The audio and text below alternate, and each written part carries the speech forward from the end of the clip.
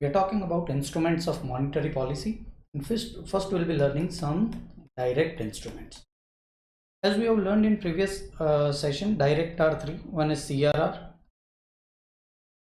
second is direct credit,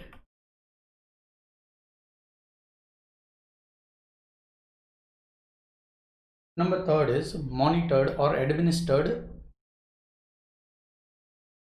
interest rate. Right now, this is not much of the instrument which is used, but let us understand all one by one. Direct instruments of monetary policy. Let us first go to CRR. So what does RBI says? A fixed percentage of your net demand and term liability should be kept as cash, or it is equivalent, but let us right now understand cash in RBI.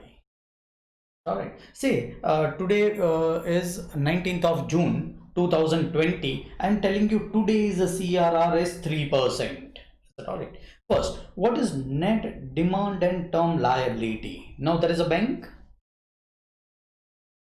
What is the business of a bank? To take loan and give loan, is it right? That is to take fixed deposit and collect the money and give the loan, is it all right? So whatever is taken by the bank is saving.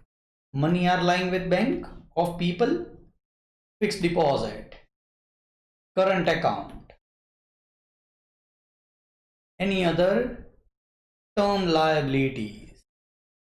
Now this all are assets for individuals, but they are liabilities for bank.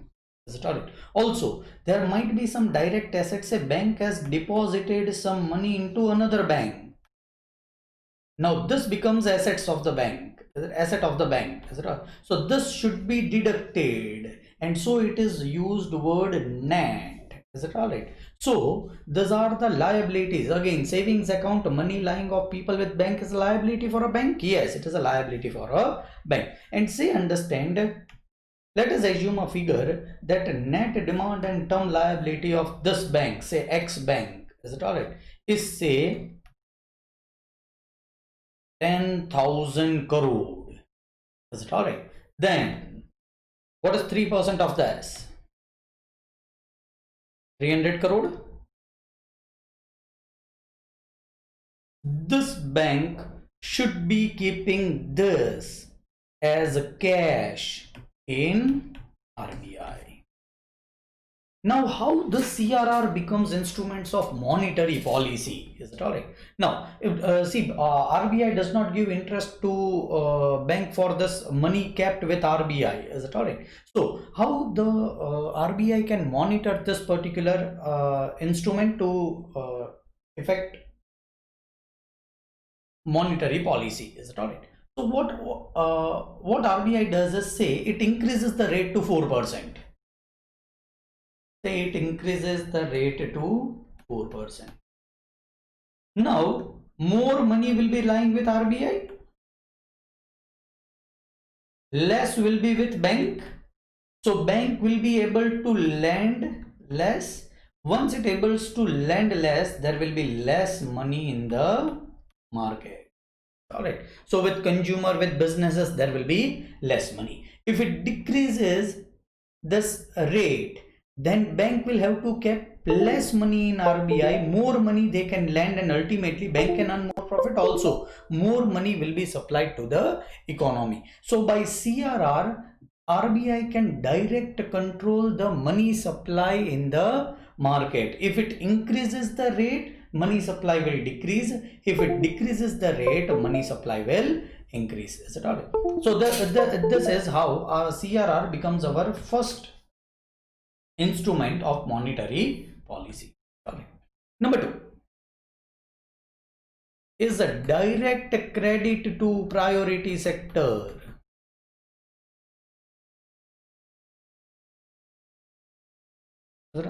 Say, let me take a famous priority sector, agricultural. And RBI advised to bank that you can give loan to agriculturalists or farmers, and interest will be borne by RBI or government. More and more loan will be given to the priority sector. Is it all right? Ultimately, what will happen is more money supply will be into the market and specifically to the priority sector. So this becomes our second direct instrument of monetary policy. Let us go with the third.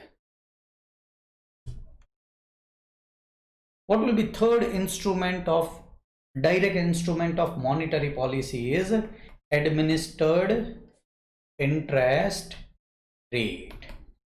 Now try to understand, this is not famous monetary instrument used by RBI, but try to understand, if RBI says that you can lend, it says to bank, you can lend money minimum at 10%. So no bank can lend at 9%. All banks will be taking 10%. Is it all right? Minimum. Then less and less people will be taking money because there is a cap in interest rate. Is it all right? So practically bank cannot give money at an interest less than 10%. Ultimately, what will happen is less money supply into the market. Is it all right? It may also give minimum rate for fixed deposit, that all banks requires to give minimum 7% to fixed deposit. Again, there will be money crunch and money supply will be less in the market. So these are instruments of monetary policy, and these are direct instruments because it directs affects the money supply. Ultimately, it can directly control the inflation, economic growth, or any other objective which is of RBI or monetary policy. Next is indirect instruments of monetary policy. So let us start with indirect instrument of monetary policy, and first liquid ratio is statutory liquid ratio. In term it is known as SLR. Again, as on today, 19 June 2020, SLR stands at 18%. And what does it mean? It is 18%. And what does it mean? We have already understood net demand and term liability, and of X bank we have taken, it was 10,000 crore rupee. All right. So 18% of 10,000 crore is 1800 crore rupees. Is it all right? This is 18% of this. Right. 18 crore rupees should be kept by this bank in RBI. No. It should be kept with bank itself, but in liquid securities like cash, gold, T-bills,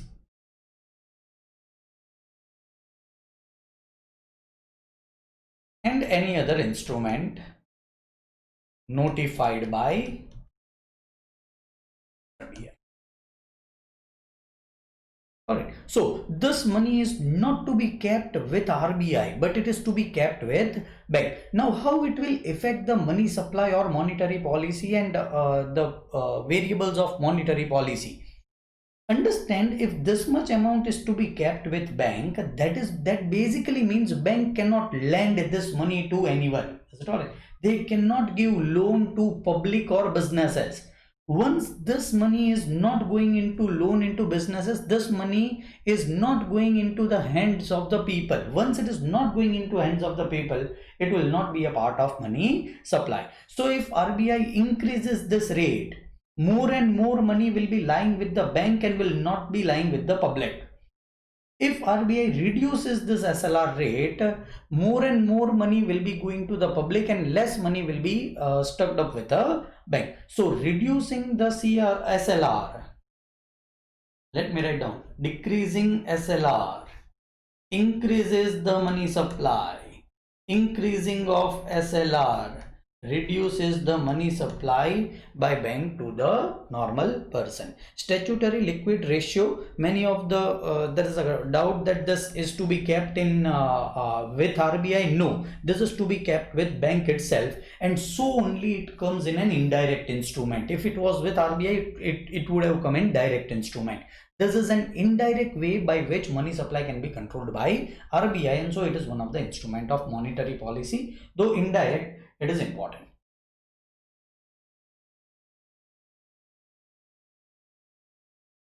Second indirect instrument of monetary policy is LAF. Second one, and we are learning some indirect instrument of monetary policy is known as LAF, liquidity adjustment facility. Liquidity adjustment facility, or LAF. The famous LAF is repo. Try to concentrate. Practically understand what happens is RBI gives money to bank and they will charge interest. Again, I'm telling you repo rate as on today is 4%. This is per annum.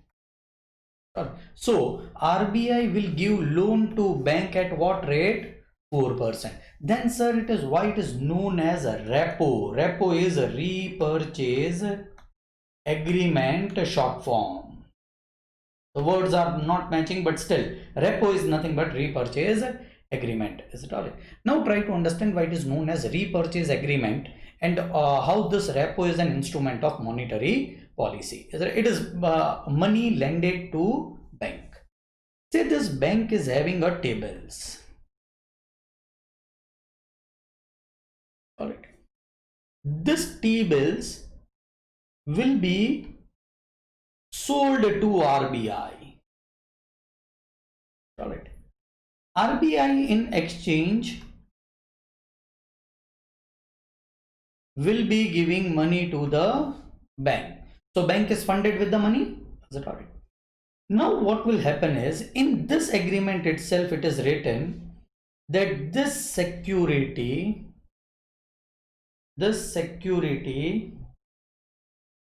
should be sold back by RBI to bank.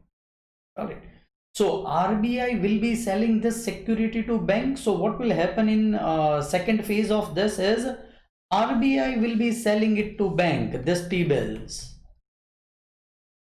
and bank will be refunding this money to RBI along with 4% interest per annum. So if this was for 1 year, it is not for 1 year, it is for 1 day. But if it is for 1 year, and if this T-bill was sold at ₹100, the resale will happen at 104 rupees after 1 year.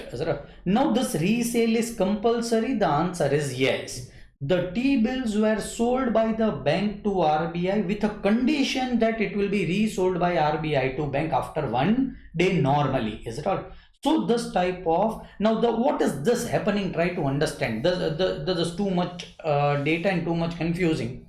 Ultimately, bank is taking loan of ₹100 from RBI at 4% interest per annum. This is just a summary of this particular arrangement. Yes sir, T-bills are going from bank to RBI, again coming from RBI to bank, and that is all right, but still this is nothing but what is happening. So ultimately a layman's understanding is a repo rate is a rate at which RBI gives loan to a bank. Is it a correct understanding? Practically yes. But why it is known as repurchase agreement, you need to understand this. The settlement is done on an electronic platform. So nothing is to be transferred physically. Even T-bills can be mortgage or it can be sold electronically. Is it all on negotiated dealing system?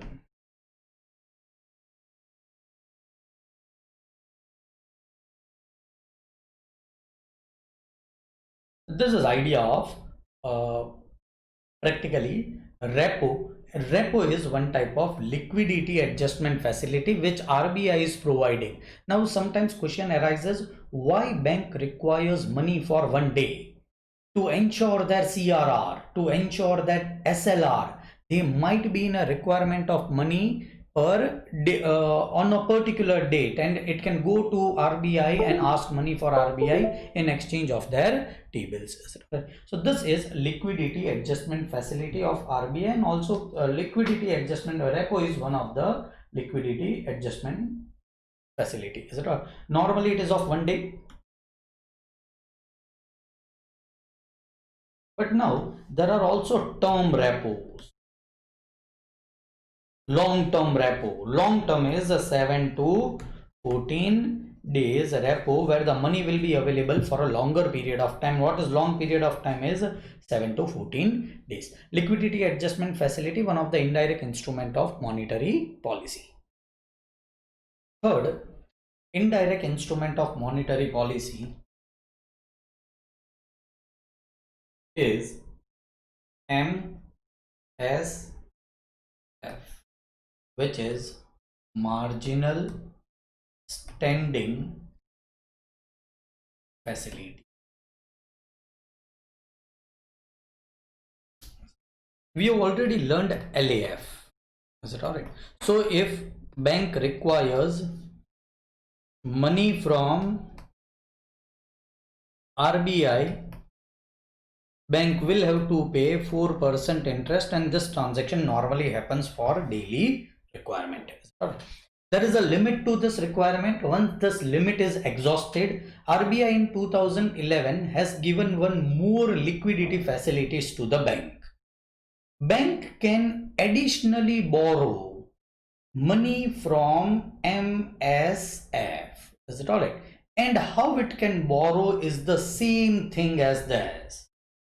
Bank, RBI, bank will be selling, say, T-bills. Let me take T-bills only. To RBI, RBI will give, say, rupees 100, and say after 1 year, normally this happens for one day. For the particular example only I am taking 1 year. After 1 year, what will happen is, this is bank, this is RBI. RBI will be again selling. This is sell, this is also sell. RBI will be again selling T-bills, but bank will have to give rupees. Now in marginal standing facility, current rate is 4.25. see, this is 4% in repo. Here it is a 4.25%. Sorry. So our bank will pay 104.25 rupees to RBI. So actually what is happening? Bank is getting 100 rupees. After 1 year, it is paying 104.25 rupees. Again, bank has funded itself for the particular period of 1 year. 1 year we have taken just for the purpose of example. Ultimately, it is not 1 year. It is only 1 day for which this particular facilities are given. Yes, 1 day interest rate will not be 4.25. This is per annum interest rate. This is marginal standing facility. Now the question is, sir, what is difference between repo and marginal standing facility? Theoretically, there is no difference. Try to understand. Here also bank is borrowing. Here also bank is borrowing money. Here bank is borrowing at 4%. Here bank is borrowing at 4.25%. Sir, then why bank will take under marginal standing facility, not LAF? Is it alright? Try to understand, there are two reasons. One, LAF limit might be exhausted. There is a limit for which the bank will be given repo or the money by RBI under this case. If more money is required, then bank will have to go for additional rate of interest, that is 0.25% more as on today. Number two. So in this also T-bills are sold by bank to RBI, which will be ultimately repurchased. Is it alright? Now this T-bills should be free. When I say free, what does it mean?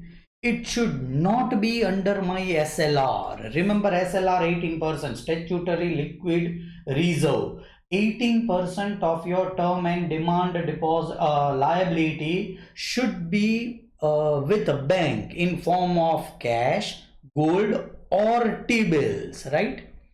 So we have also taken an example, 10,000 crore, 18% comes to 1800 crore. Is it all right? Say out of this 100 crore are in T-bills.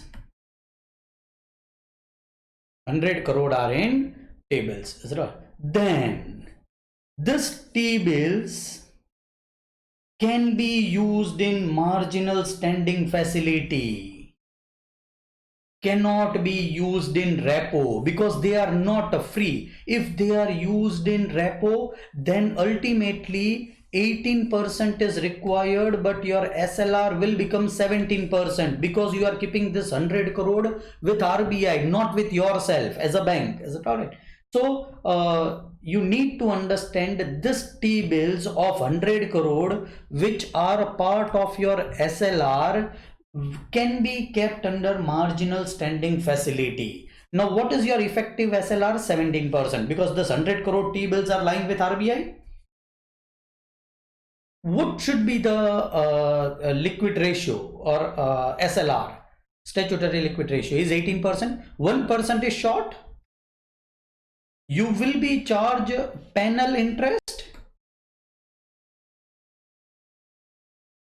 The answer is no if you have kept in marginal standing facility. The answer is yes if you have kept in repo. All right. So you can use the limit of SLR in marginal standing facility. Again, limit of SLR. Maximum 1% can be used. You cannot use more than 1%. So what is 1% of 10,000 crore is 100 crore. So maximum T-bills or any other assets under marginal standing facility that can be used is 100 crore. That is only 1% of SLR limit. Is it alright? That is 1% of SLR limit, that is 100 crore rupees. Now the question is how much can a bank can borrow? Minimum is 1 crore or it can be multiple of crore. So you cannot borrow 1.5 crore. You will have to either borrow 1 crore, 2 crore, 3 crore, 4 crore and so on. So this is marginal standing facility introduced in 2011. You need to understand your limit of SLR. 1% of that limit of 18% you can use under marginal standing facility, and you will not be liable to pay penal interest even if 18% of securities are not lying with the bank. This was third, marginal standing facility. Fourth, indirect instrument of monetary policy is market stabilization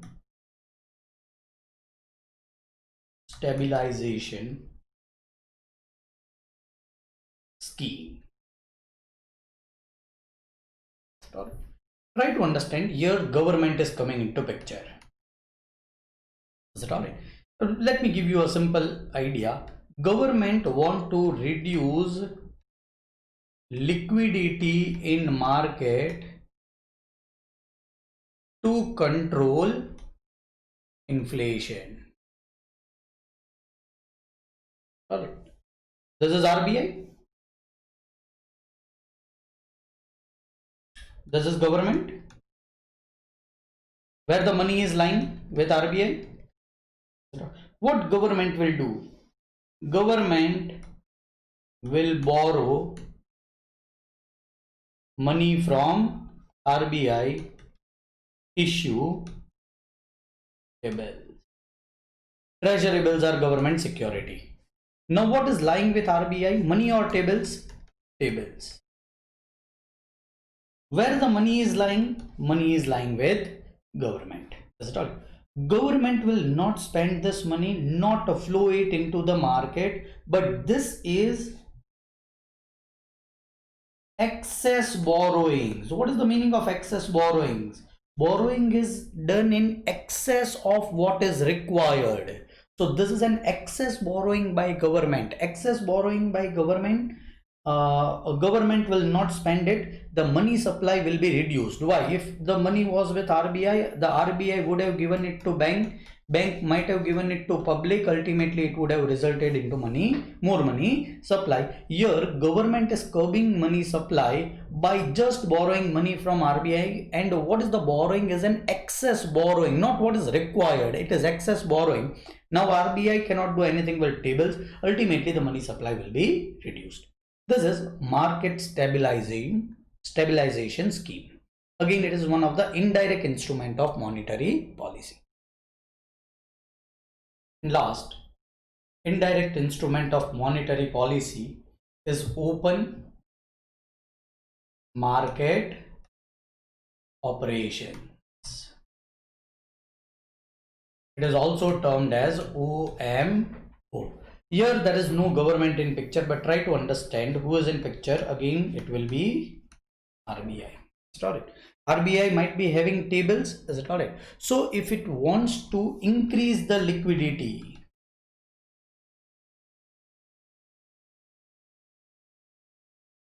what it will do? It will purchase the T-bills from market and will give money to the market. Now what market is having money? What RBI is having T-bills? Market is having money, so there is increase in liquidity. Now RBI wants to crunch liquidity. What it will do? It wants to reduce the liquidity or money supply in the market. It will sell T-bills to the market. Market will be giving money to RBI. Now tell me where the money is lying. In RBI, it is not a money supply. From where the money has reduced, market, so there will be decrease in liquidity. So what is open market operations is RBI going into the market, purchase and selling T-bills to control the liquidity or inflation is termed as open market operations. Again, this will not directly increase or indirectly increase the liquidity, so it is an indirect instrument of monetary policy. Let us recapitulate what we have done. Summary of instrument of monetary policy: direct, indirect. First, indirect, CRR, a portion of your term and demand liabilities by the bank, 4% should be kept, 4 or 3, so 3% should be kept with bank. Cash of 3% should be kept with bank. Number 2, direct credit to priority sector. Number 3 was administered interest rate, where RBI will be determining interest rate and can directly control the liquidity in the market. Indirect, first came to statutory liquid ratio. 18% of your demand and term liability by the bank should be kept by bank in cash, gold, T-bills, other securities notified by RBI, but it will be lying with the bank. The money will not be transferred, or the security will not be transferred to RBI. Number 2 is liquidity adjustment facility.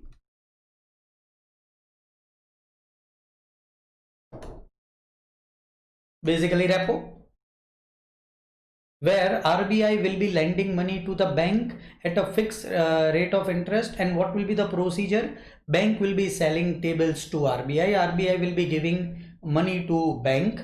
Again, RBI will be selling the same security bills to bank, and bank will be repaying money to RBI at a rate of interest which is right now 4%. Third, if this is exhausted or you want to use the limit of your SLR, then you should go for marginal standing facility.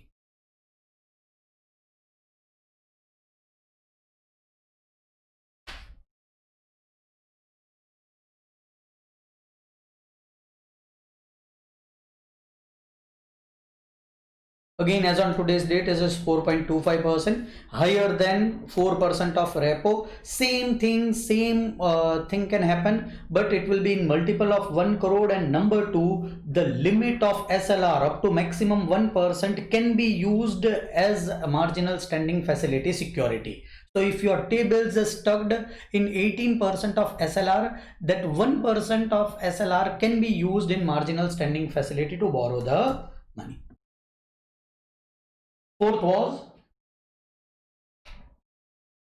after marginal standing facility, yes, market stabilization scheme, whereby government will intervene, purchase T-bills, sell the T-bills to the RBI and crunch the liquidity or reduce the liquidity. Last was open market operations, whereby RBI to increase or decrease the security purchases and sells T-bills in the or other instruments in the market. And this was a summary for instrument of monetary policy. What is required in examination is you should have an idea of which are direct, which are indirect, and logically you should be knowing what are what is the meaning of this and how it works. Also, the rate is not to be quoted because the rate changes on daily basis. So you may quote the rate that on 19th June it was this, but when you write down your examination, the rate might be different. So if you want to quote the rate, you will have to quote the date also in the same answer.